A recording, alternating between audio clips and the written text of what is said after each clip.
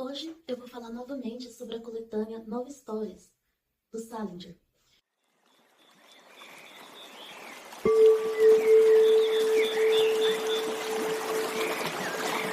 Imagine uma criança de 10 anos que vai para a Europa, conversa com professores universitários e deixa eles perplexos com seus conhecimentos, porque ele sabe tudo de filosofia oriental e também lembra de suas vidas passadas. Eu achei ele o mais interessante de todos que eu já li até agora, e é por isso que eu escolhi falar sobre ele nesse vídeo, dentre todos os contos que tem aqui. Porque nele o Salinger aprofunda sobre a cultura oriental e principalmente sobre a espiritualidade oriental, que é algo que quando ele voltou da guerra, para tentar lidar com o estresse pós-traumático que ele estava, ele começou a estudar muito as religiões orientais, a filosofia, a cultura oriental.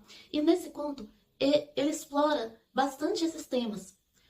E nos outros contos, apesar dele citar, por exemplo, que o Seymour gostava muito de ler sobre a espiritualidade oriental, ele não aprofunda. E nesse conto aqui, ele traz esses temas de forma muito mais clara. O Ted é um personagem novo e no início do conto, aparentemente, ele é apenas uma criança de 10 anos muito observadora e que tem uma criatividade muito grande. Mas, na verdade, ele é muito mais que isso e todo o conhecimento dele é apresentado ao longo do conto.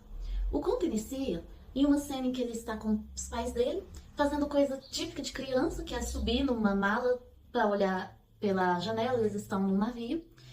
E ali pelas interações deles, fica claro que o pai dele é muito ríspido, muito grosso com ele, e a mãe já pelo contrário, ela é muito doce, tá sempre defendendo ele, e ele tem uma atitude meio neutra em relação aos dois. Ele trata bem o pai, que é muito severo com ele, e trata também bem, mas não assim com tanto carinho e proximidade, a mãe que tenta ter essa interação com ele. Ela pede que ele beije ela, abrace ela, e ele recua. Mas ele trata os dois da mesma forma, como se ele não se sentisse especialmente atingido nem pela severidade do pai e nem pelo excesso de demonstração de amor da mãe. Nisso a gente já vê que ele tem uma atitude diferente das outras crianças. E ele faz observações muito profundas sobre coisas simples. Mas até aí, parece apenas que ele reflete demais o que não é comum para a idade dele. Porém, ao longo do conto, ele sai ali daquele ambiente em que está ele e a mãe, e é relatado também que ele tem uma irmã, que assim como o pai, ela é muito ríspida, mas até mais que o pai, porque chega ao ponto de ser cruel mesmo. Inclusive, ela tem uma interação com outro personagem, que também é criança, e que deixa isso muito claro. Mas o Ted sai ali do quarto dos pais e vai andar pelo navio, e ele senta numa cadeira para tomar um sol, observar o ambiente, enquanto ele aguarda a aula de natação que ele ia ter. E aí vem um outro personagem, que é um estudante, vem conversar com ele, e é a partir dessa conversa dos dois que a gente descobre mais sobre o Ted.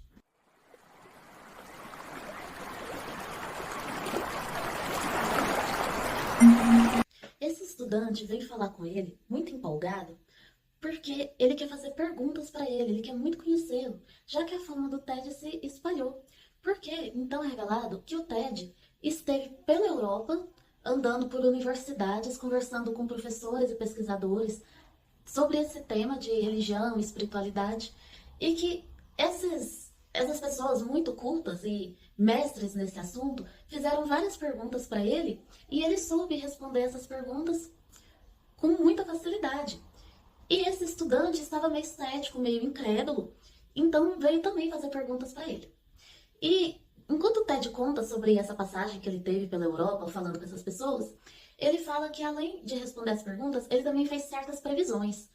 Então, dá a entender que além do conhecimento que ele tem, ele também tinha uma certa evidência.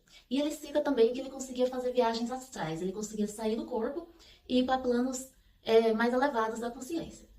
E esse estudante que veio falar com ele não tá muito certo disso, acha que as pessoas estão levando ele a sério demais e que na verdade ele não tem tanto conhecimento assim. E aí, através dessas perguntas que o estudante faz para ele e através do que ele conta sobre essa passagem que ele teve por essas universidades da Europa, ele de fato mostra o conhecimento dele.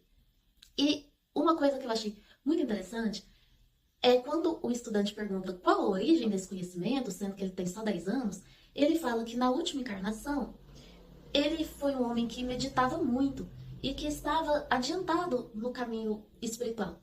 Mas ele diz que se esse homem tivesse morrido, não quer dizer que ele era um iluminado e que já iria direto para Brahma, que é o mais alto patamar para o hinduísmo, digo, o mais alto patamar de consciência. Mas que ele já tinha tido um grande progresso. Mas de toda forma ele teria que reencarnar novamente para continuar esse progresso. Porém, nessa vida passada, o Ted, apesar de estar indo muito bem, de estar sempre meditando e aprendendo, ele conheceu uma senhora e que por causa disso ele parou de meditar e teve que reencarnar novamente na América. Essa questão de reencarnar na América é importante e eu vou falar dela mais na frente.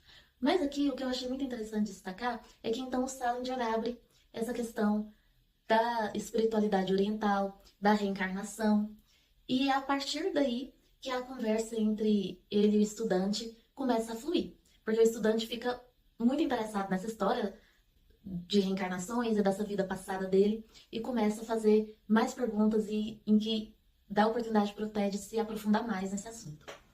Como a conversa entre eles é bem extensa e ela aborda muitos temas, eu escolhi alguns para destacar. O primeiro é sobre as emoções. Como eu disse, na interação lá com os pais dele, ficou claro que ele não se deixava afetar nem pela emoção do pai e nem pela emoção da mãe. Nem pela rispidez do pai e nem pelo afeto da mãe. E ele fala sobre isso em um momento em que o estudante pergunta se ele gosta de poesia. E ele fala que ele não gosta porque os poetas tendem a se deixar afetar demais pelas emoções. E toda a situação que eles vão narrar, eles narram do ponto de vista emocional, do sentimento deles sobre aquilo. E o Ted diz que ele procura ver as coisas de uma forma mais racional. Que as coisas são o que são.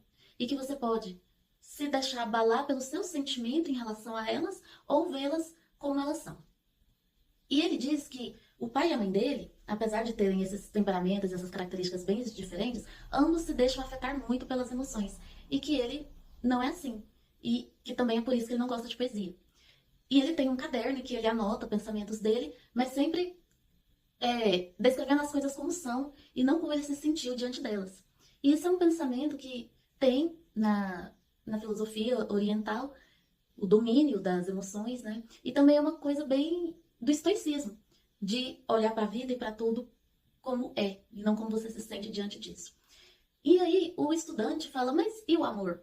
Você não é capaz de sentir amor? Amor é uma emoção. Você não ama seus pais?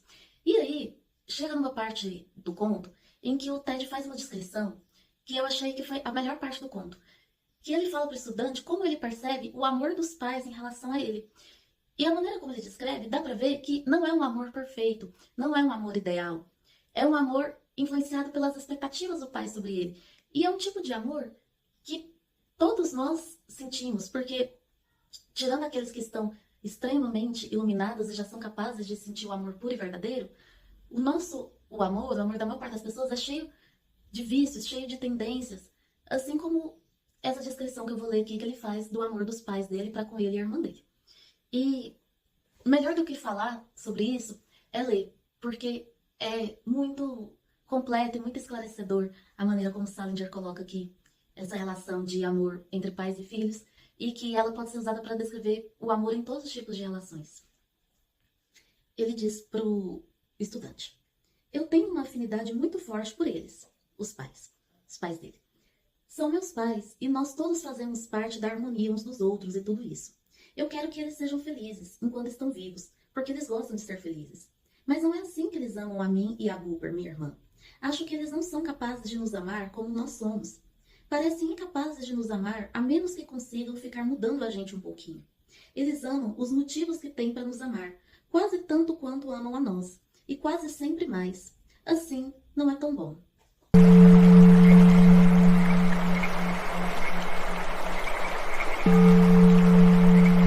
A partir desse momento, o estudante fica mais interessado no que ele fala, mas ele ainda está bem cético em relação a todo esse conhecimento dele. E o estudante pergunta: mas se você não se deixa influenciar pelas emoções, você não teme a morte? E o Ted fala que ele não teme, porque ele sabe que a morte é um ciclo A morte não é o fim de tudo, ela é o começo de um novo ciclo. E que se ele morrer, ele vai voltar para o mundo espiritual e depois voltar em um novo corpo e assim por diante. E que as pessoas ficam desesperadas com a morte porque elas não entendem o processo. Elas acham que a morte é um fim. E ele diz que, na verdade, as pessoas tentam ver um fim para tudo.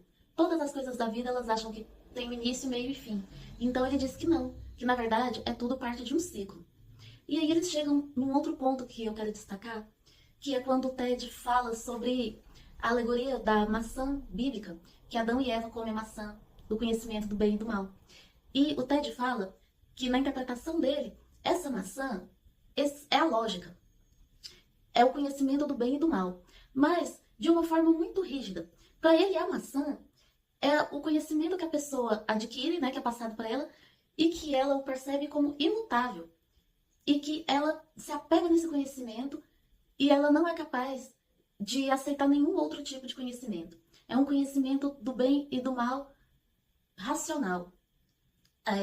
Ele vê essa maçã como a própria racionalidade, como a lógica e, sobretudo, como um conjunto de conhecimentos que a gente aprende desde criança e que para nós é imutável e que o ser humano não se permite pensar em nada além ou fora desse conhecimento. E aí ele chama as pessoas de comedores de maçã.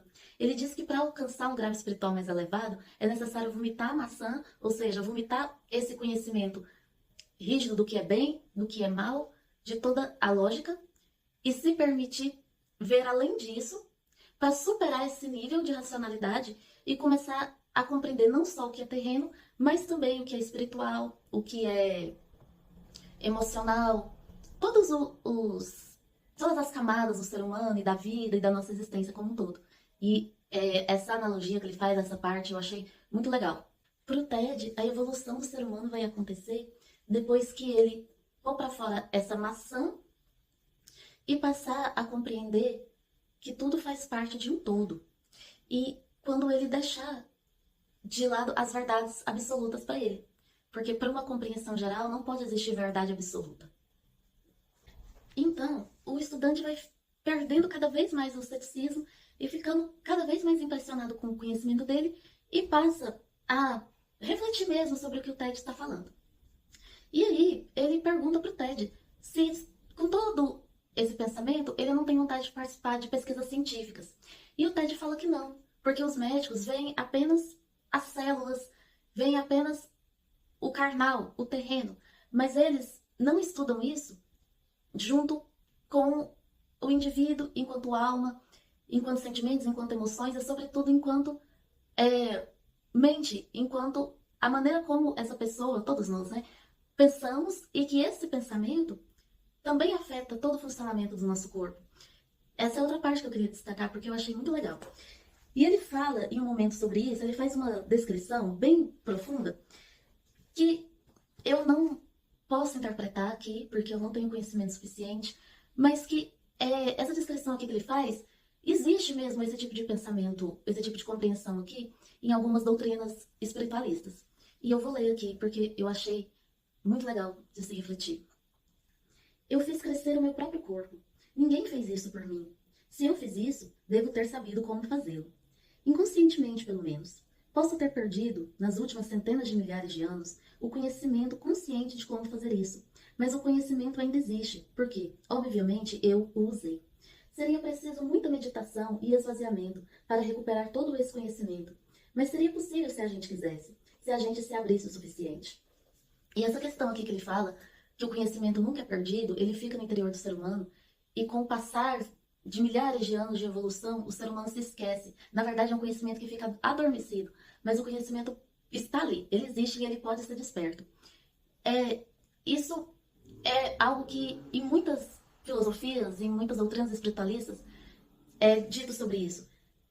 Que, admitindo que a vida é contínua, o conhecimento que você teve em uma vida não se perde na outra, fica tudo guardado dentro de você. E que quanto mais o ser humano evoluir, mais ele vai ser capaz de resgatar e usar esses conhecimentos que na verdade ele já tem, que estão dentro dele.